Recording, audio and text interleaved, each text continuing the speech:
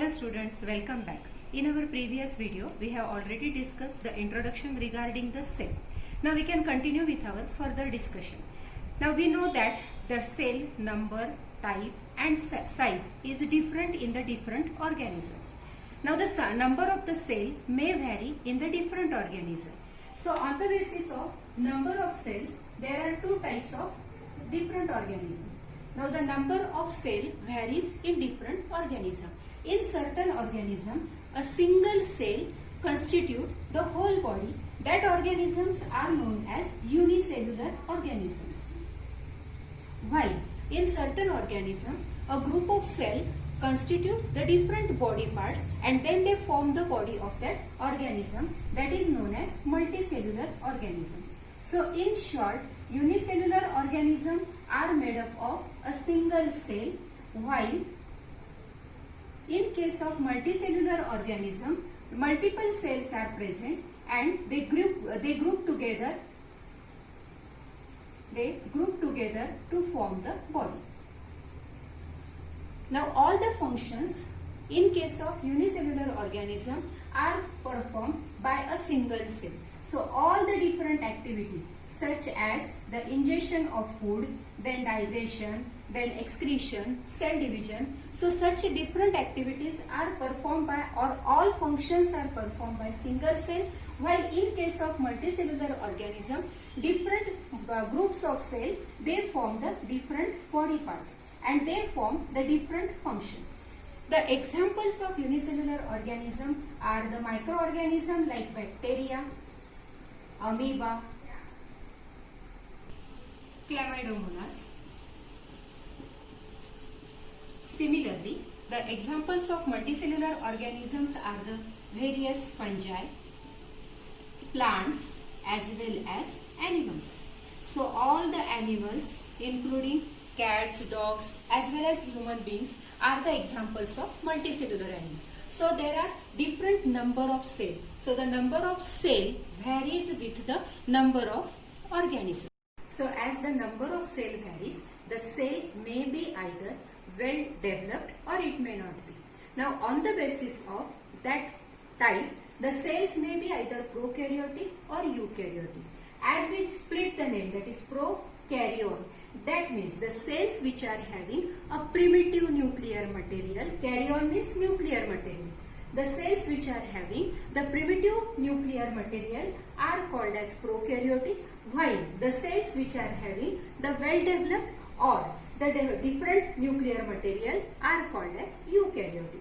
Now in short, we can differentiate between the prokaryotic cells and the eukaryotic cell. In case of prokaryotic cell, the nuclear material is not well defined, while in case of eukaryotic cells, the nuclear material is well defined. Now why we say that it is well defined? Because in case of prokaryotic cell, the nuclear material is clearly differentiated in the cytoplasm because of presence of nuclear membrane. While in case of eukaryotic cell, we can observe the clear nuclear material which is enclosed in the nuclear membrane. So the nuclear membrane is absent in prokaryotic cell, while nuclear membrane is present in case of eukaryotic cell. So the nuclear material in case of prokaryotic cell is called as nucleoid, while in case of eukaryotic cell, the nuclear material is known as nucleus. Along with this, these cells also differ in the membrane bound different cellular organelles. Now here in case of prokaryotic cell, a single chromosome is present. Usually it is circular, while in case of eukaryotic cell, many chromosomes are present. The different cellular organelles like Golgi apparatus, then the endoplasmic reticulum, etc. are totally absent in the prokaryotic cell, while such cell organelles are present in the eukaryotic cell. The examples of prokaryotic cells are particularly the bacteria, while the example of eukaryotic cell are the different fungi as well as animal cells. As the cells they differ in their number, the cells also differ in their size and shape. Now this can be proved by performing a simple activity. Now initially as you have performed the activity using the onion peel, similarly also you have to prepare the temporary mount, but from the different parts of the onion. Now take the small fraction or small part of onion leaf, root tip as well as peel, and then prepare the temporary mount and observe the mounts under the microscope. Now if you compare these mounting, you will observe that all these different parts, they differ in their size as well as shape as well as the structure of the cell. Thus this simple activity proves that the different part of the plant are having the cells which differ in their size, shape as well as structure. Now not only this, the size and shape of the cells is also related to the function they perform. Now this can be observed in case of human body. Now in the human body there are different organs and organ system, and which are having the different types of cells like smooth muscle cell, nerve cell, sperm, ovum or bone cell. Now these different cells are the part of different system like the nervous system or the different systems. Similarly, the different blood cells are also structurally different as well as they differ in their size and shape. The different blood cells are the white blood cells, red blood cells and other type. All these different blood cells can be clearly differentiated from their size, shape as well as structure. Cellular organisms, there is division of labor. Now what is this division of labor? Now in these multicellular organisms, the different parts perform different functions. For example, in case of human beings, the different body parts perform the different function, such as the human beings are having the heart to pump the blood, stomach to digest the food. So that all these different parts help to perform all essential activities that are required for a living being. Now similarly, in a living cell or in a live cell, all the different activities are performed. So similar kind of division of labor is also observed in an individual cell. Now this is possible because of the certain components that are present within the cell that are known as cell components, or we can call this as the cell organelles.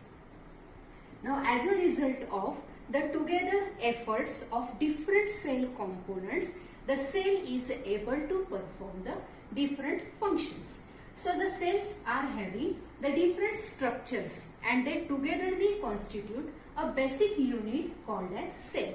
So overall, the structural details that constitute a basic unit of the cell, that is known as structural organization.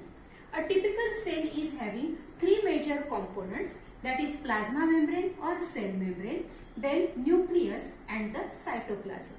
Now in certain cases the cell wall may be present or absent. So overall, in the structural organization of a cell, it consists of different components or the different cell parts such as plasma membrane or cell membrane, which is actually responsible for the interaction or the gaseous interaction or the certain nutrient uptake. Cell wall, which forms or which is responsible for a typical shape of the cell and it gives the protection to the cell. Nucleus, that is having the genomic material and which is having a major role in the cell division or the cell reproduction. Cytoplasm, which is having the different cell organelles that are present within the cell. Now like the cell is having or it is separated from the surrounding environment by the cell wall or the cell membrane, the simply different cell organelles are separated from each other in the cytoplasm by the wall which surrounds them. Depending on the different types of cell, particularly in case of eukaryotic cell, the different cell organelles are present which are bound by a specific boundary.